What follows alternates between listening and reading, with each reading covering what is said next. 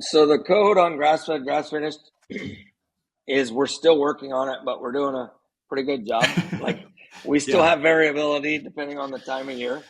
But Mhm. there's 3 secrets to grass-fed beef, in my opinion. 1 is age Mhm. at harvest, 2 is genetics of the animals, and 3 is good groceries all the time. So if you could figure out Mm. how to do that, you'll have a good product.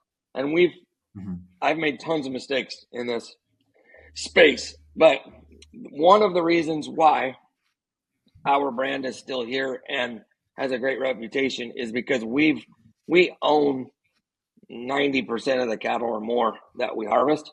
And if they're not ready, Mhm. we don't harvest them. We'll go to another pasture and harvest them.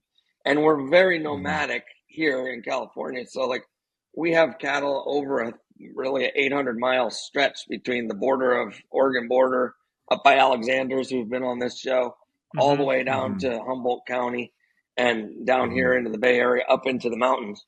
So as things dry up here in the summertime, those cattle migrate via a truck to, like the wild Mm. animals would have migrated, Right. 1,000 years ago to the mountains. And we have this amazing Mhm. pasture between Mount Shasta and Mount Lassen that they thrive on. And then when they leave there, they go straight to harvest. So Mm. we just rotate the Wow. cattle around as we can. And then really come like November, December, those cattle are carrying the fat forward. They're fat and ready to go, honestly. In a perfect world, if we could harvest them all, that would be better for us financially. But we have retail customers that need fresh meat. So we just keep them going and we keep feeding them mostly dry forage. A lot of it's Mhm. grown here on the ranch, or some of it comes, we buy it in the form of alfalfa or something coming from the Central Valley.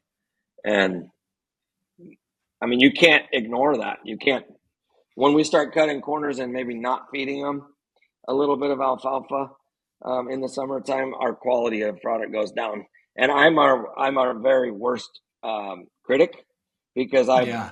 want it to be good every time. And then the other thing that's Yeah. really cool about this, I don't know if any other grass-fed guys are doing this, but we grade everything at the kill plant. So we get a report that Mm. says what the back fat is, what the ribeye area is, what the marbling is, yield Just grade. like if it was finished with grain. Yeah, just like it was finished with grain. But I Right. pay a lady to come and do that, and then we know, first of all, and I have it's not a very sophisticated operation, but I have the head butcher put an S on the box that anything is select, and then I can take Mm. that and use it for a customer that doesn't care about quality. I'm not sending the select to Chez Panisse. I'm sending the really good stuff. Right. And Right. realistically, we're like 90+% choice anyway, so we probably don't need to get the data, but it's just nice to Mhm. have the data to be able to move the less quality Mhm. product around.